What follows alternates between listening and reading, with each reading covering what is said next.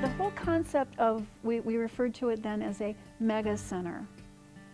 Again, being out there in the country and seeing what others were doing around the country, there was discussions about mega centers here and there. We didn't want to have, just like we don't want all people with disabilities living in the same place. We want to be diverse throughout the community.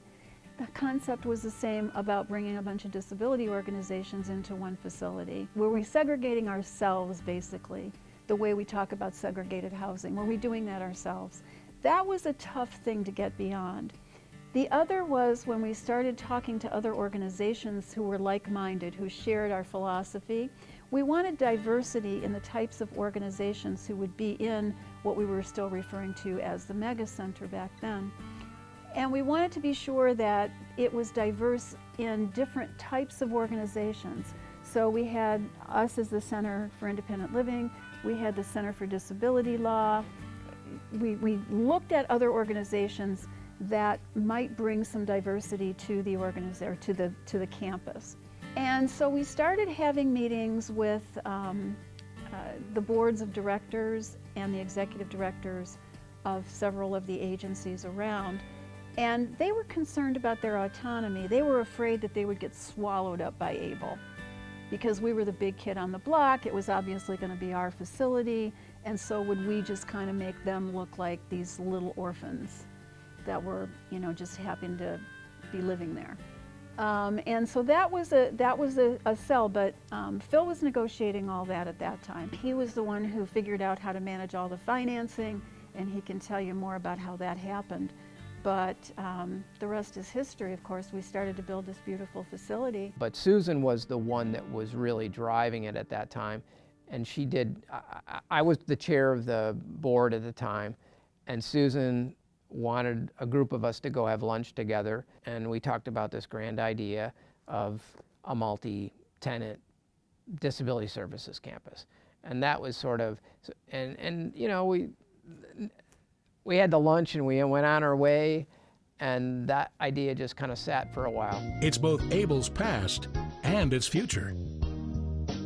In 2008, ABLE will expand once more into new offices on 50th Street and Washington in Phoenix. There will be more programs, more people, and more bright futures because of ABLE's work. Again, getting back to our philosophy of community collaboration, we saw ourselves as stronger together. That when it came to advocacy, it wasn't just ABLE advocating for something. It wasn't just Raising Special Kids. It wasn't just Center for Disability Law. It wasn't just the Brain Injury Alliance. It wasn't just the MS Society. It was all of them together, and all of us being together in one place. We thought we would, Mary, for example, with Raising Special Kids, she really had a vision that there would be more interaction between the kids with disabilities and adults with disabilities as mentors. She really thought that if we were in the same building, that those kids with disabilities would have more access to the adults with disabilities at ABLE.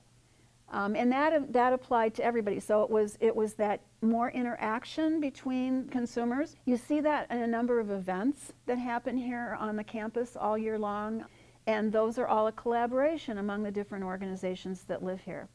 This conference center has become a public meeting place for not only people with disabilities, but this place, I hear about it on the news because, various entities are having their conferences here that are actually coming and having public meetings here. We're on the map, and that's really what we wanted to do. We needed a more comprehensive location, a nicer place, and let's face it, this place is nice. So it just made sense that we were all together because it would raise and elevate all of us together. So that was the intent. I mean, I have a lot of memories about driving all over Phoenix looking for parcels of land, and not to mention learning about what it was going to take to build this place. We built this building, and we built the parking garage, and then kind of at the same time, in 2005, the city of Phoenix had the bond program going, and we applied for that. and the voters approved in March of 2006. You can see, like, this didn't happen overnight. All of this took quite a long time.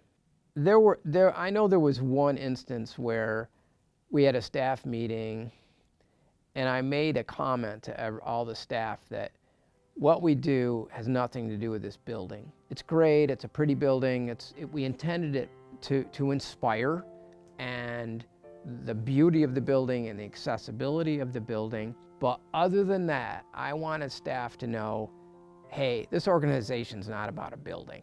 It's about what we do at the organization. So the people, all the great staff that Ability360 has had over the years, I mean, they're the ones that really, they're the ones that really do the work and deserve the credit in so many ways, because, I mean, you got to think about what we're all about. We're about, helping people with disabilities be more independent, to be able to fulfill their potential, become the best they can be, learn, adjust to live with their disability. All of our staff at Ability360, they're the ones that do that work every day. I mean, that staff that are the ones that are in the trenches, really the ones that are learning people to be better self-advocates, teaching independent living skills.